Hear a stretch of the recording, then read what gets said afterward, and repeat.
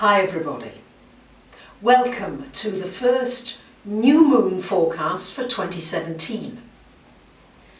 On the 27th or 28th of January, depending where in the world you live, we've got a new moon at 8 degrees and 15 seconds of Aquarius.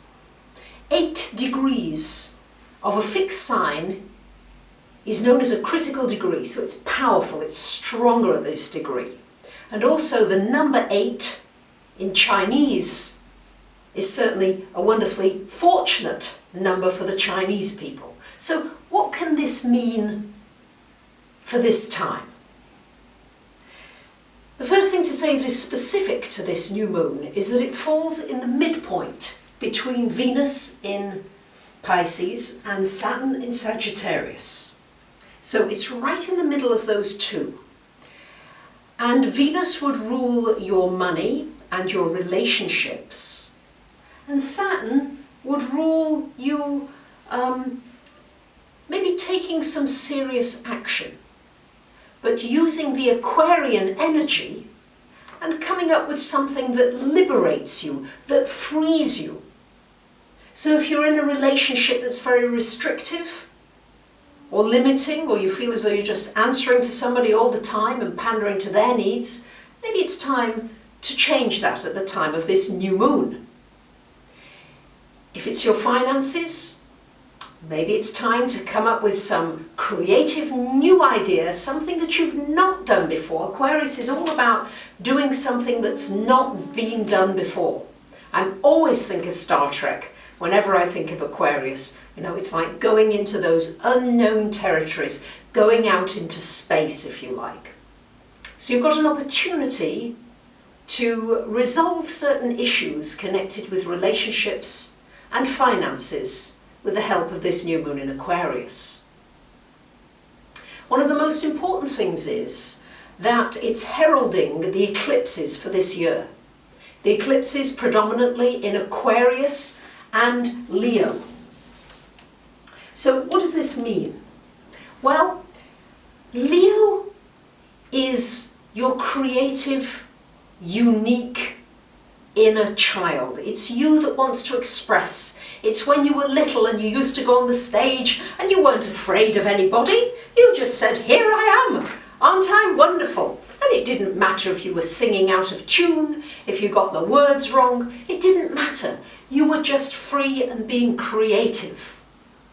So the Leo eclipses, one in February, one in August, and the lunar eclipse in Aquarius, they're going to trigger this energy of your uniqueness, not being frightened to be who you are. Because the more you bring this Leo energy out, the more you're going to be able to make a contribution and share those gifts with everybody. So this is really going to be a large part of the focus of these eclipses. So we've got this opportunity on the internet where we're all connecting, if you like, with one big mind.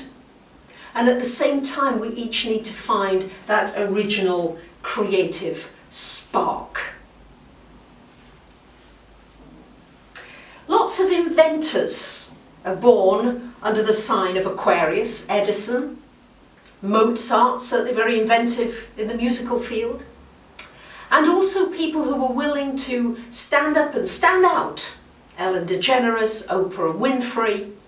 These are just a few examples. And it doesn't necessarily have to be the sun that is necessarily in Aquarius, but for example, Steve Jobs had his Mercury in Aquarius. And he certainly was able to come up with some out-of-the-box, world-changing ideas in his way.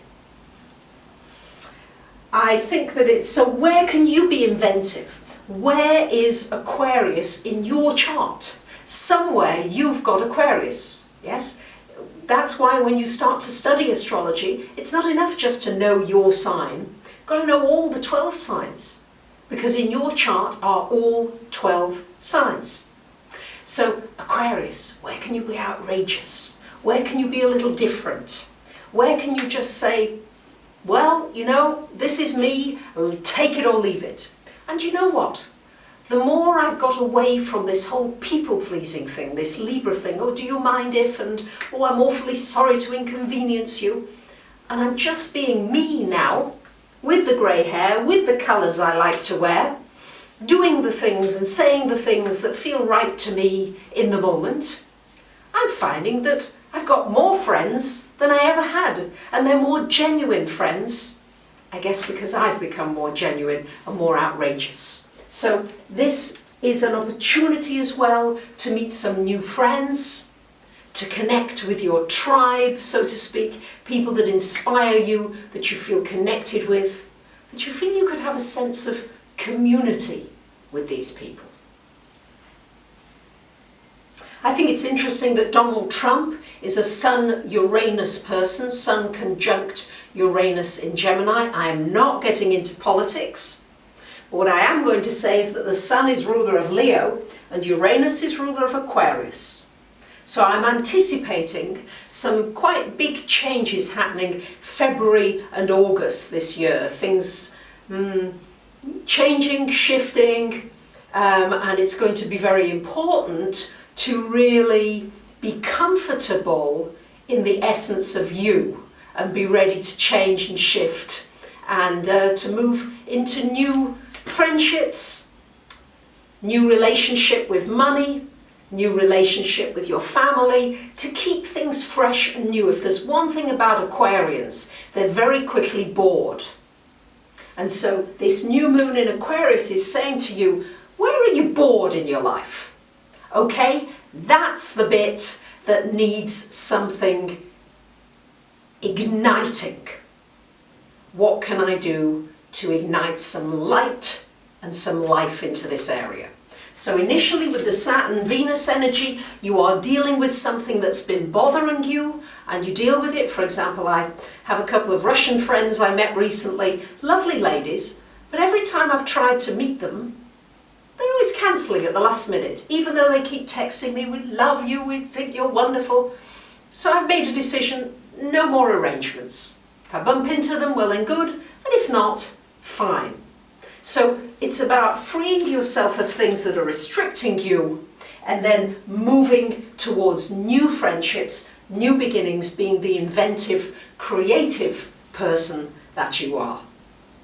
I'm interested to hear your outrageous comments, things that you're stepping out to do that you wouldn't otherwise do. Let's make this powerful new moon in Aquarius a really great start to this new year. And in the excitement of sharing all these new possibilities with you, I forgot to share your painting for this new moon in Aquarius.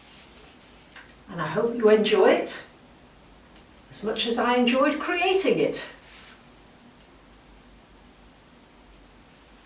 Thank you.